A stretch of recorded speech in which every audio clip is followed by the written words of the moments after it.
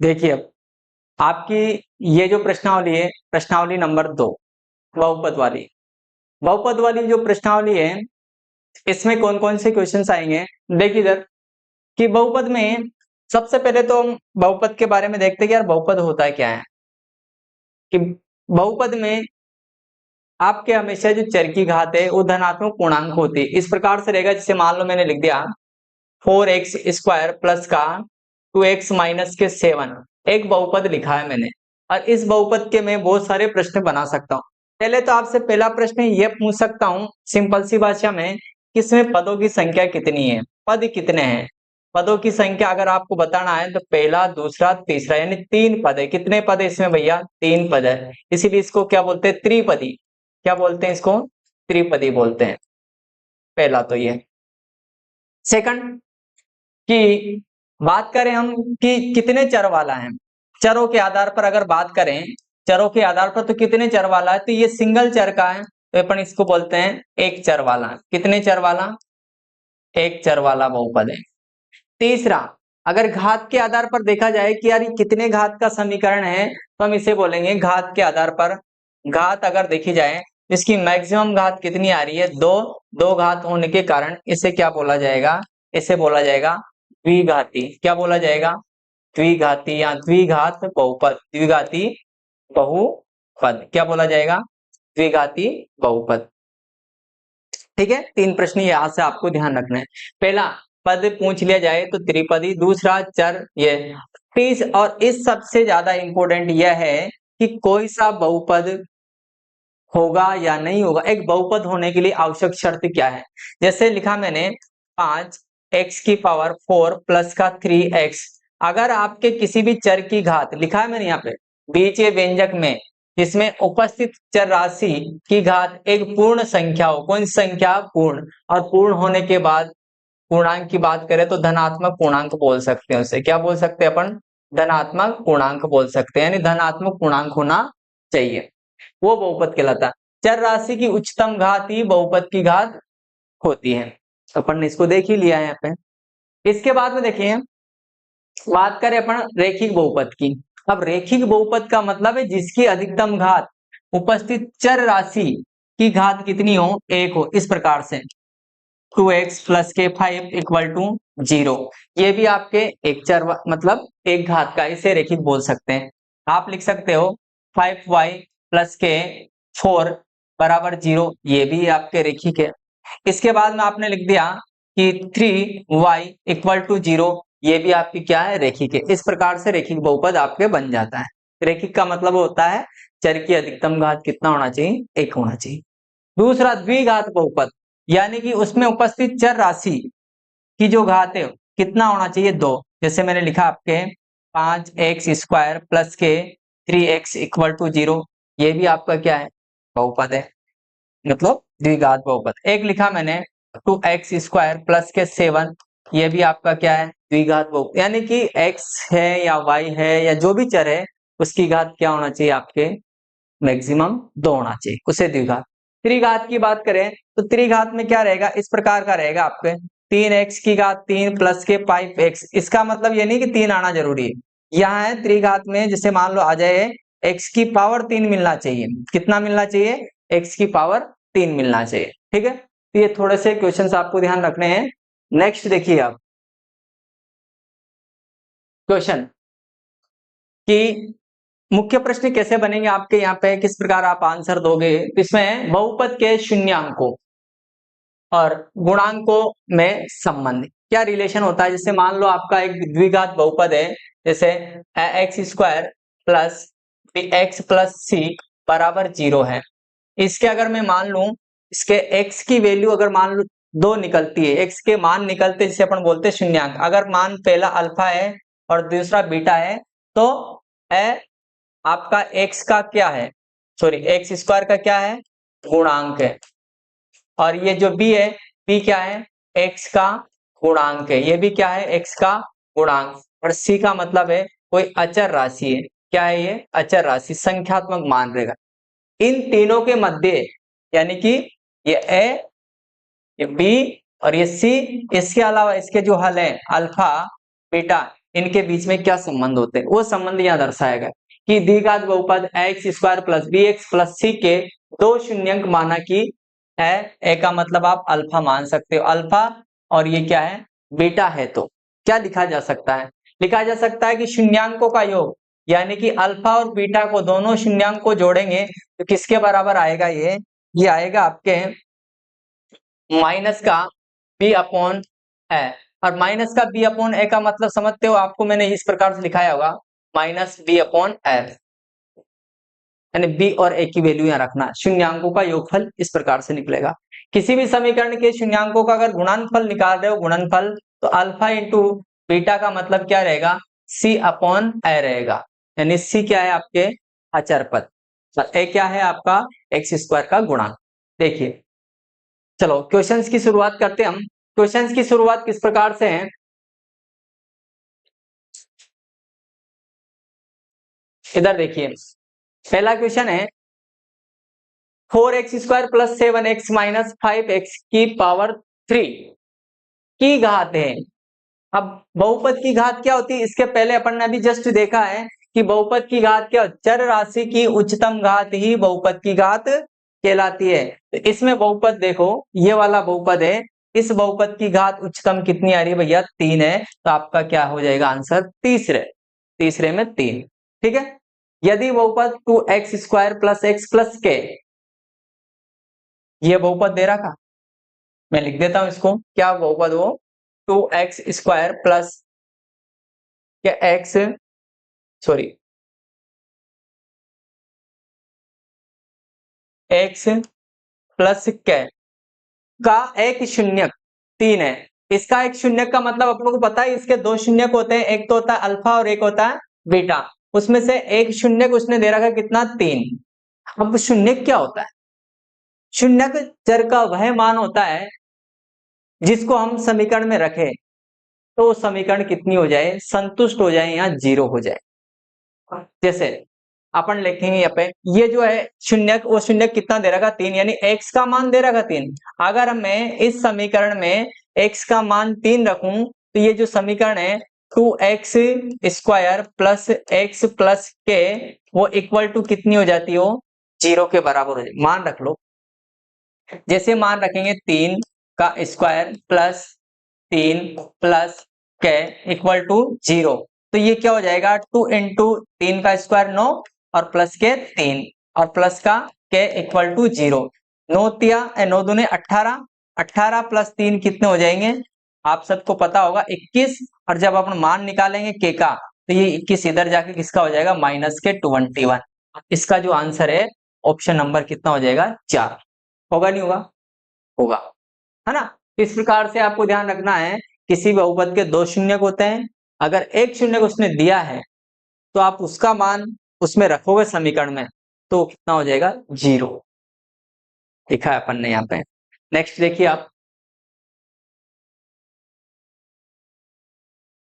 अगला क्वेश्चन, बहुपद px बराबर आपको दिया है x square minus 2x minus 8 के शून्य ज्ञात कीजिए। अब शून्य जो ज्ञात करना है, मैं स्पेशल विधि बता रहा हूं आपको, ये विधि है आपके गुणनखंड विधि। कौन सी विधि है, गुणनखंड।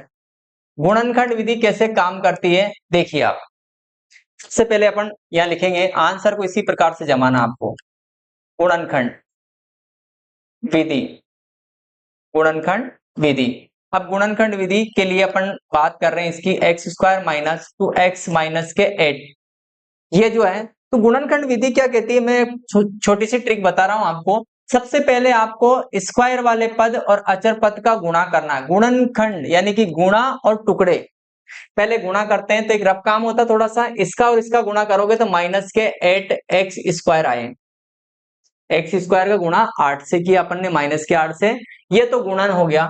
इसके खंड करने, टुकड़े करने, तो एक्स स्क्वायर के टुकड़े, एक्स स्क्वायर के टुकड़े हमेशा कितने होंगे, एक्स इंटू एक्स ही होंगे, कितने होंगे, लेकिन 8 के टुकड़े की गुणा करें तो कितना हो जाए, -8, और गुणनखंड बोलते हैं उसको, तो गुणा करें तो -8 और दोनों को अगर जोड़े या घटाए तो माइनस के 2। तो अपन को पता है कि 8 4 इंटू 2, यानी कि 4 इंटू 2 भी होते हैं, बहुत सारे होते हैं, मैं टोटल लिख देता हूं, 8 इंटू 1 4 इंटू 2 उसके बाद में 2 ही लेना अपन को तो नॉर्मल। अब देखिए 8 में 1 जोड़ूंगा 9, 1 घटाऊंगा 7, इसलिए मैंने इसको नहीं लिखा है। 4 में 2 जोड़ूंगा 6, लेकिन अगर 2 घटाऊं उसमें से तो मेरे आंसर आ सकता है -4 रखूंगा। अब -4 ही क्यों रखा?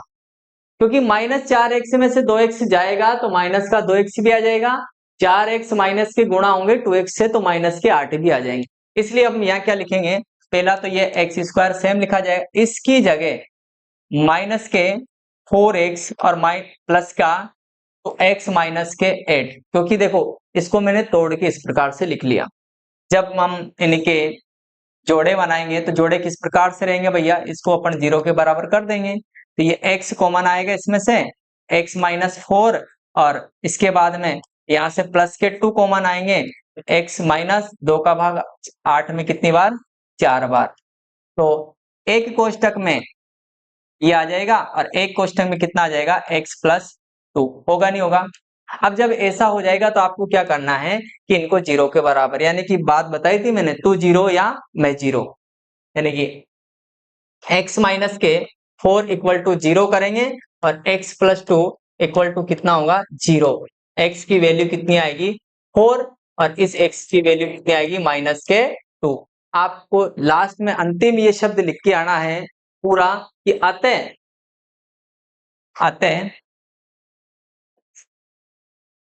बहुपद के 2 शून्यक अल्फा आप किसी एक को मान लो 4 और बीटा बराबर कितने, माइनस के 2, कर सकते हैं अपन, हो सकता है। इस प्रकार से आपको क्वेश्चंस के आंसर लिख के आए गुणनखंड विधि से। नेक्स्ट देखिए अगला वाला, द्विघात बहुपद ज्ञात कीजिए। द्विघात बहुपद जिसके शून्यांकों का योग तथा गुणनफल क्रमशः ये होता है। ध्यान देना इधर कि x square plus b x plus c ये मानक द्विघात समीकरण है, और इसके दो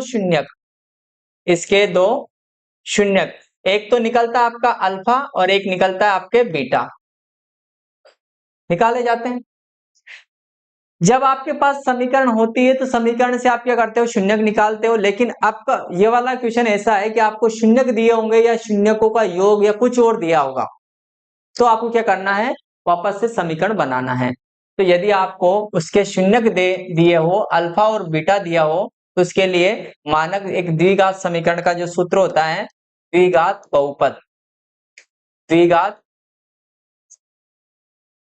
बहुपद। और द्विघात बहुपद आप क्या लिखोगे, द्विघात बहुपद लिखोगे आप ये वाला, याद रखना इसको, के एक वास्तविक संख्या है ना, के x square minus alpha plus beta x plus alpha into beta, दिख रहा है आपको, अल्फा इंटू बीटा। तो इसको थोड़ा सा इधर लिख सकते हैं, चाहे तो थोड़ा यहाँ पे के कोष्टक x square minus alpha plus beta x minus plus alpha into beta, ये आप रखोगे। इसका मतलब ये हुआ, ये जो बीच में आपको दिया है, ये क्या दिया है आपको, योगफल दिया है, दोनों शून्यांकों का योगफल। और ये क्या दिया है आपको, उनका गुणन दिया है, गुणनफल। तो डायरेक्ट अगर मान आप रखोगे तो आपका आंसर डायरेक्ट मिल जाएगा। देखिए जो दिया उसको योग तथा, यानी कि आपको दे रखा है alpha plus beta, alpha plus beta कितना दे रखा, माइनस का 3, और एक और दे रखा है अल्फा इंटू बीटा, और अल्फा इंटू बीटा की वैल्यू कितनी दे रखी है, 2। यदि अल्फा इंटू बीटा की वैल्यू दे रखी है तो आप लिखना द्विघात बहुपद, क्या लिखोगे, द्विघात बहुपद। और द्विघात जो बहुपद है वो क्या है आपके लिए, के कोष्टक x square minus alpha plus beta x और प्लस अल्फा इंटू बीटा। समझ में आ रहा, देखते रहिए। और इसके बाद में जैसे आप मान रखोगे तो बताइए अल्फा प्लस बीटा की वैल्यू कितनी आएगी, यहाँ पे इसको तो लिखना ही है, माइनस अल्फा प्लस बीटा की वैल्यू आई है -3 और गुणा में कितना है एक्स। अल्फा इंटू बीटा की वैल्यू कितनी है 2, तो अल्फा इंटू बीटा की जगह कितना लिख दे 2। जब आप इसे सोल्व करोगे तो आपको ये मिलेगा एक्स स्क्वायर प्लस का 3x प्लस के 2 मिलेगा, नहीं मिलेगा? मिल जाएगा। तो यहां से अपन क्या करेंगे, इसको सॉरी आप इसके बाद में यहाँ लिख देना, अतः द्विघात बहुपद, और द्विघात जो बहुपद है वो कितना है, एक्स स्क्वायर प्लस के 3x प्लस के 2 रहेगा, नहीं रहेगा? रहेगा। इसके को आप छोड़ देना, ठीक है। इस प्रकार से ये क्वेश्चन आपके 100% आपको परीक्षा में मिलेगा, ये संभव है। अर्धवार्षिक भी आ रही है आपकी, टेस्ट भी चल रहे हैं, तो उसमें भी आपको बहुत ज्यादा फायदा होगा, इस क्वेश्चन को आप करें। नेक्स्ट देखिए, हाँ, द्विघात बहुपद 6x स्क्वायर माइनस 3 और माइनस 7x के शून्य की ज्ञात कीजिए। वह शून्य को वह गुणांकों में सत्यता की जांच की। जांच भी करना है कि आपने जो आंसर निकाले अल्फा बीटा के वो सही है या फिर गलत है। तो देखिए कैसे शुरुआत करेंगे। सबसे पहले तो आपको लिखना बहुपद। क्या है बहुपद? पी एक्स इक्वल टू यह है 6x स्क्वायर। अब इसे जमा लीजिए आप, 3 जो बीच में इसको कहां लिखेंगे अपन, ऑर्डर से जमाएंगे तो माइनस के 7x और माइनस का 3 इस प्रकार से लिखा जाएगा। इसको विधि से कौन सी लगाएं, इसमें अपन गुणनखंड विधि। जैसे गुणनखंड विधि लगाएंगे तभी समझाए मैंने गुणनखंड विधि किस प्रकार से काम करती है। गुणनखंड विधि इस प्रकार से काम करेगी कि जो आपने लिखा है ना 6x स्क्वायर माइनस के 7x माइनस 3, तो पहला पद वो लास्ट पद से गुणा होगा तो माइनस के कितने हो जाएंगे, 18x स्क्वायर होंगे, नहीं होंगे? 6 इंटू 3 कितने हो जाएंगे, 18। अब इस 18 के ऐसे दो टुकड़े करना है कि जिनको जोड़े या घटाए तो आपको कितना आ जाना चाहिए, बीच वाला पद कितना है, 7। देखिए मैं करता हूं, 18 इंटू 1 भी 18 होता है, 9 इंटू 2 भी 18 होता है, 6 इंटू 3 भी 18 होता है कि नहीं होता? केवल दो गुणनखंड करने हैं। तो हमने क्या किया, लेना कौन सा, 18 में एक जोड़ेंगे 19, एक घटाएंगे 17, नहीं लेना है, क्योंकि जोड़े या घटाए तो इसका बीच वाला पद जो है माइनस का 7x वही आना चाहिए, ठीक है ना। तो 9 में से 2 गए 7, बिल्कुल ये काम चला रहा आपका। तो हम क्या करेंगे, इसके दो गुणनखंड में 9x और 2x लिख देंगे। ध्यान रखना दोनों में से कौन सा माइनस का रहेगा और कौन सा प्लस का रहेगा। प्लस माइनस का हिसाब अपन लगाएंगे, इससे माइनस के लाना है, बड़ी संख्या माइनस की रखो, ये हो गया।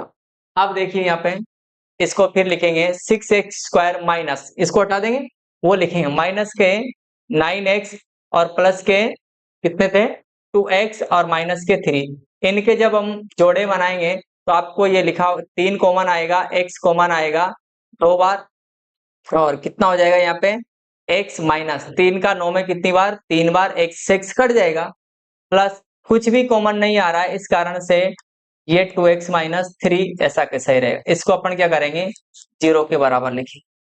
तो एक कोष्टक आपके ये वाला बन ही जाएगा और दूसरा कोष्टक क्या हो जाएगा, 3x प्लस 1 होगा, नहीं होगा? होगा बिल्कुल। अब इनको क्या करते हैं, 2 0 या मैं 0, किसी को तो होना पड़ेगा ना। 2x माइनस के 3 इक्वल टू 0 और 3x प्लस के 1 इक्वल टू 0। यहां से आप 2x की वैल्यू निकालोगे 3 आएगी, x की वैल्यू कितनी आएगी, 3/2 आएगी, नहीं आएगी? ये आपका क्या है, अल्फा है, ठीक है। इधर 3x बराबर निकालोगे -1 आएगा और x बराबर निकालोगे -1/3 आएगा, नहीं आएगा? 2, यानी कि ये आपके किसका मान है भैया, ये बीटा का मान है, आएगा। अल्फा और बीटा आपने निकाल लिया। एक तो ये हो गया क्वेश्चन। आधा क्वेश्चन हुआ है, शून्य ज्ञात हुए अपने, दो शून्य कौन कौन से, अल्फा और बीटा ये वाले है, तो अपन ने निकाल लिया। सेकंड इसी का प्रश्न था, सत्यता की जांच। तो अपन यह छोटा सा एक टॉपिक डालते हैं, जांच। जांच जब अपन करेंगे तो आपको बहुपद क्या दिया था, बहुपद था आपका 6x square minus 7x minus 3 equal to 0 की तुलना करेंगे।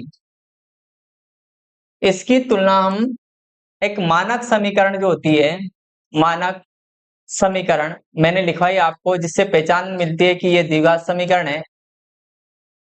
C बराबर 0 से करने पर। और जैसे इससे तुलना करेंगे तो बताइए मेरे को ABC के मान निकलेगा नहीं निकलेगा? A का मान कितना निकलेगा 6, B का मान कितना निकलेगा -7 और C का मान कितना निकलेगा -3। ABC के मान निकाल लिए, अल्फा बीटा के मान आपके पास पहले से ही है। तो जांच के लिए कोई सा भी एक सूत्र अप्लाई कर दिया आप। क्या कौन सा सूत्र लगाएं? मैं जांच के लिए सूत्र लगा रहा हूं, शून्यकों का योगफल या शून्यांकों का योग। बताइए मेरे को शून्यांकों का योग का सूत्र क्या होता है? सबने पढ़ रखा है, अल्फा प्लस बीटा बराबर माइनस का, बताइए बताइए क्या लिखूं? बी अपॉन एफ, ये लिखा जाएगा। अल्फा बीटा सबकी वैल्यू आपके पास है क्या? बिल्कुल है सर। कितनी है कि अल्फा की मान तो है 3/2, बीटा का मान कितना है कि माइनस के 1/3 और बराबर माइनस बी की वैल्यू कितनी है सर? ये भी तो माइनस में है। और बटे में ए की वैल्यू कितनी है 7। जब इन दोनों का अपन लेसे लेंगे 6, 2 का इसमें 3 बार, 3 इंटू 3 कितने हो जाएंगे 9, 3 का इसमें 2 बार, और जब ये हो जाएगा 7/6, तो 9 में से 2 गए, 7/6 इक्वल टू कितना हो गया 7/6। इससे क्या पता चल रहा है?